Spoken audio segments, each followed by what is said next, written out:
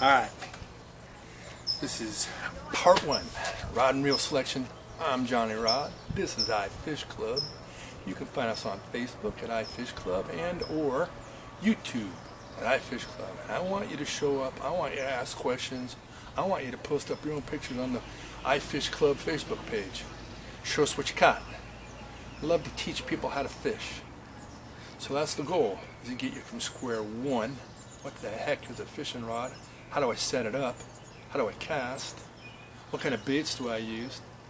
To reeling in a fish, landing it, skinning it, and cooking it. Alright? Teach a man to fish, feed him for life. I'm here to help you do it. Johnny Rod. Why is my name Johnny Rod? That's what my friends call me. Johnny Rod. Alright, let's get started. When you walk into a store, there's basically two types of fishing rods and reels you're going to encounter. Spinning rods. Alright. Very complex looking thing. And casting rods and reels. Spinning rods and reels, casting rods and reels. Casting rod reels go on top, the reel goes on top, spinning reel goes on bottom. The biggest difference of these things is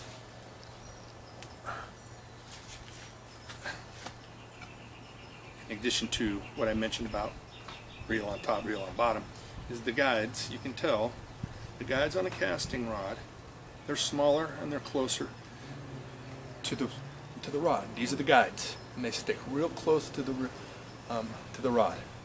This is a spinning rod, and these are the guides, and they're much bigger and they hang lower because this thing oscillates like that, turns, and that has to.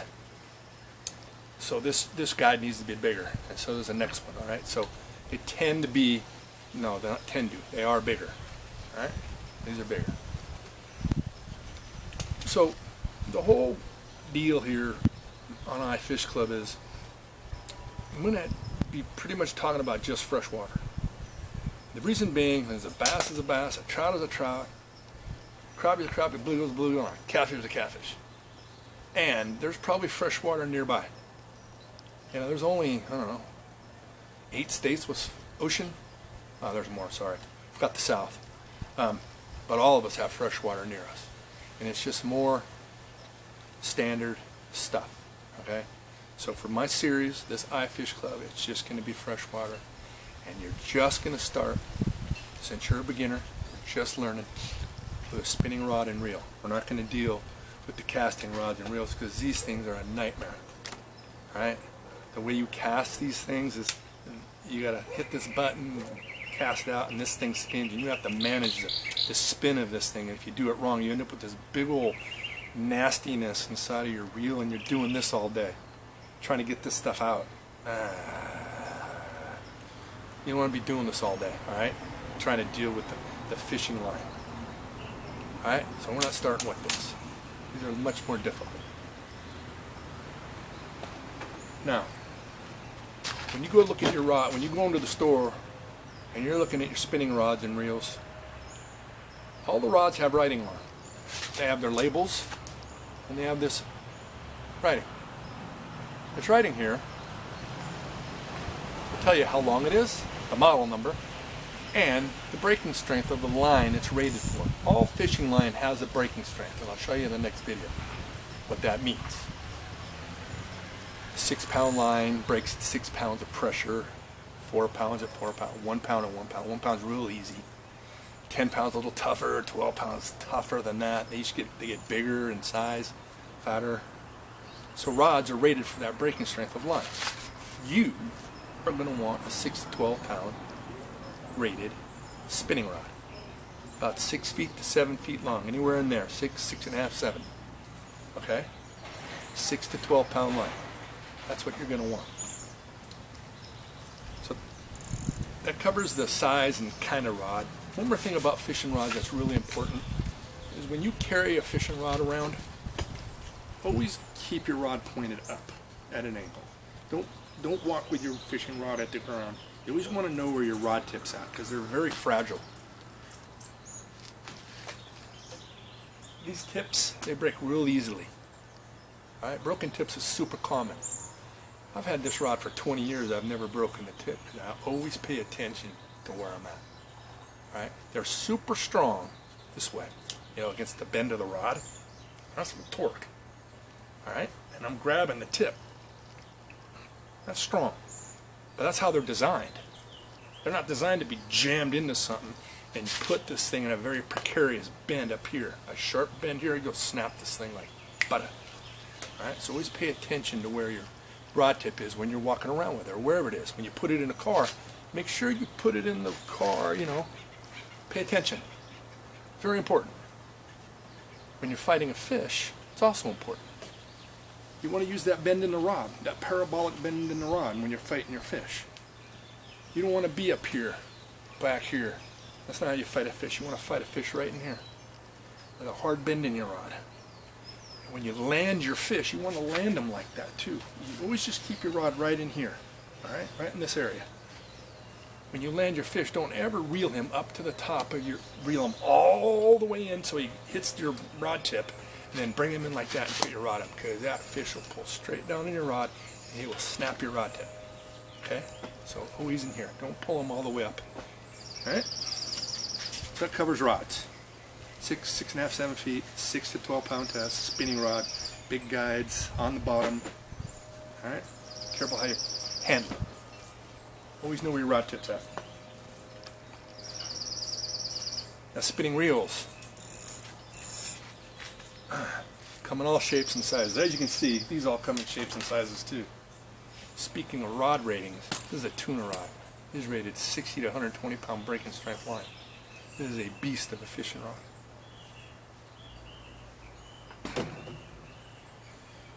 So spinning reels, they all come in different sizes too. And they're generally rated for the rod. They kind of go hand in hand. All right, you can see these are all different sizes. This is a 500 series. This is a 2000 series. This is a 3000 series. In between the 2000 and 3000 is a 2500 sometimes. That's what you're going to want. You want a 2500 or a 3000 series reel. Okay?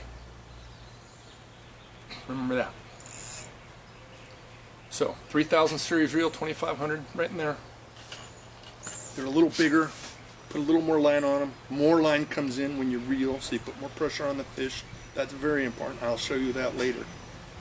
That's how you were successful at landing fish. Max pressure on the fish.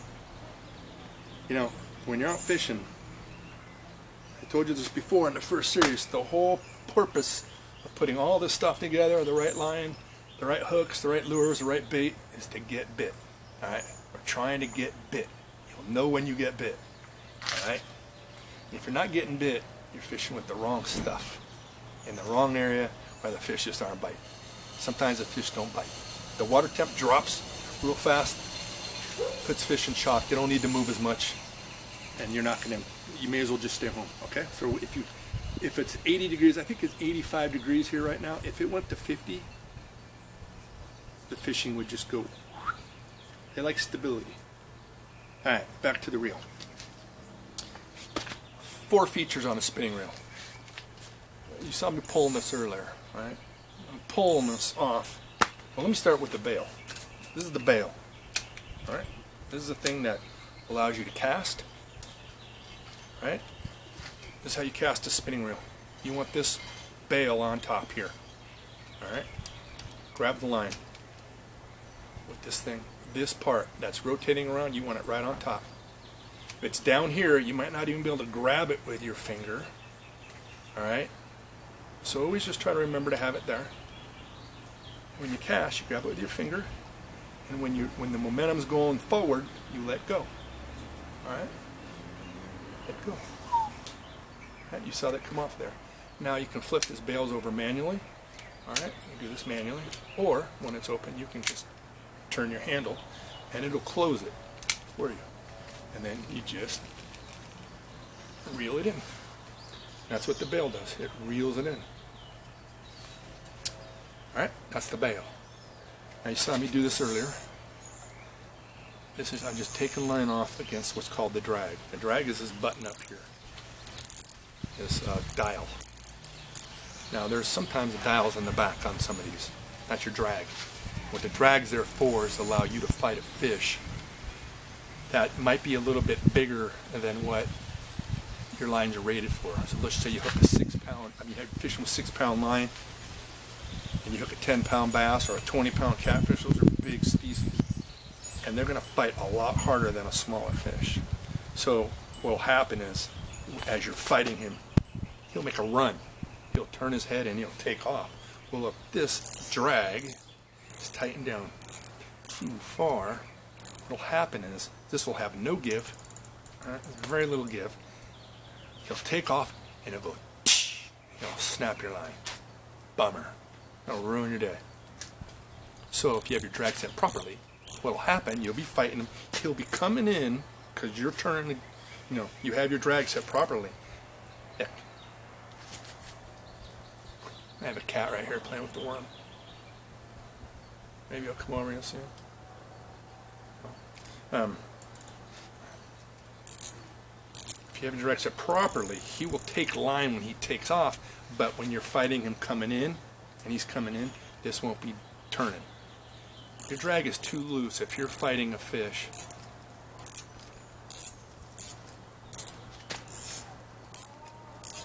And while you're fighting that fish, all you're doing is hearing this. See it? My reel, my spool, this is the spool, is spinning while I'm reeling because I have my drag way too loose.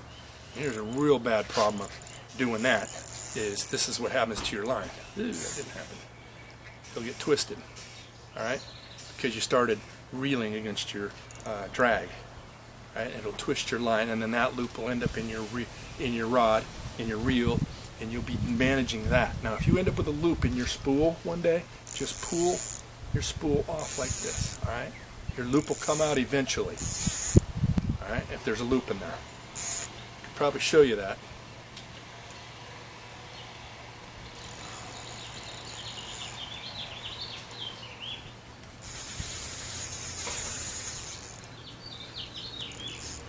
Alright, see that all looped up?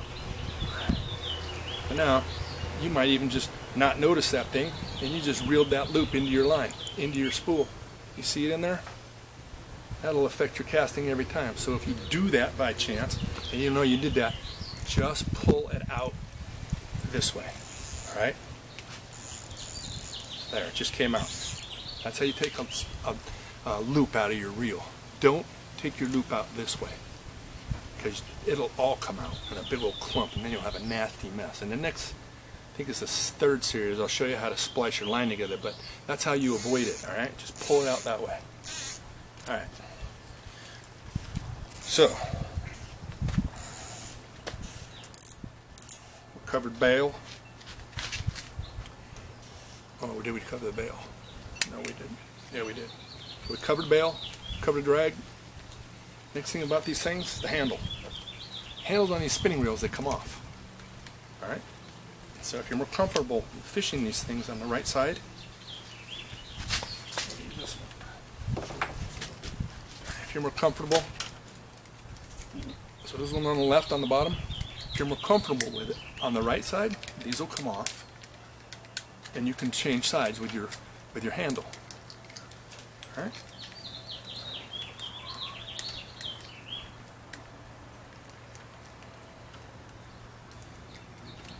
There you go. Presto. Now it's on the right. So you're just more comfortable this way. It'll switch sides. Casting rods, casting reels, they won't do that. They don't have that ability. You're stuck left or right. We don't care, we're not doing that. We're doing this. Alright, and finally, on these spinning reels, there's one other object, this anti-reverse button. It's on almost every one of them. I've never seen one without one. Alright? And what it does is, it allows you to back reel on a fish when you got a big one on. Now, personally, I've never used it, so I don't know what to tell you about actually using it. I just want you to know it's there because you're going to notice it. Like, what's that for? So if you're fighting a fish right? You gotta drag set properly. And you want a back reel on a fish, you can hit that lever, and if he pulls hard, you can go, so now you can see the reel goes back both directions. He pulls, you back reel on him. He starts to come in, you reel on him. Now again, I've never used it, I just use my drag all the time, right? This doesn't go backwards, so it's just my drag. That's what I use. I'll use the drag. All right, so that's it on the spinning reel. We've covered the oh, my line got under my spool. All right, covered the 4 features, right? Drag, bail, cast retrieve, handle switch inside and the anti-reverse. We covered the ratings on the rods and how to handle them. Now, there's one other thing to know about, and that's brand. When it comes to fishing reels, I'm just a huge fan of Shimano's. Shimano is a Japanese brand. They make bike parts too. You may recognize the name. Spelled like that, Shimano. S-H-I-M-A-N-O. And they're just great pieces of machinery. You can go on to eBay and buy yourself a Shimano reel for 50 bucks. They're called Symmetry, S-Y-M-E-T-R-E. I've had one Shimano Symmetry for 25 years. Never had one problem with it. Nothing. I've oiled it here and there, but it's never failed me and it's never broken, and I still use it to this day. 25-year-old reel. That is a great value for 50 bucks. I'm going to tell you. When it comes to fishing rods, I'm not as brand loyal. I like to try a lot of different things. But you can, this is a Phoenix rod. This is a $200 fishing rod. You don't need a $200 fishing rod. I'm just a junkie, so I have a lot. This is a Berkeley rod, made by Berkeley.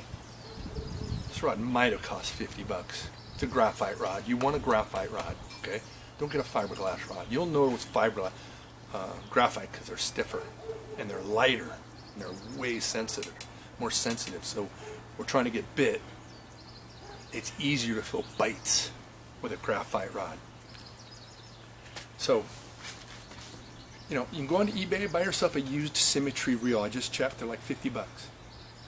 Go to Kmart, buy yourself a Berkeley graphite rod for 50 bucks. Now you're in business for about $100. Fishing line will cost you 10 bucks. 110 bucks for something that's going to last you darn near a lifetime. I've had this rod for 20 years, 25 years. This Berkeley, no problem. No issues with it. That's great value, right? So, Shimano reels and pick your rod. That's kind of the story. And that's kind of it for rods and reels. The next series I'll teach you about fishing line and some knots. And then we'll be on to series 3. I'm Johnny Rod. This is ifishclub, and I'm here to help you get started fishing and catch some fish. See you in the next one. Have a good day.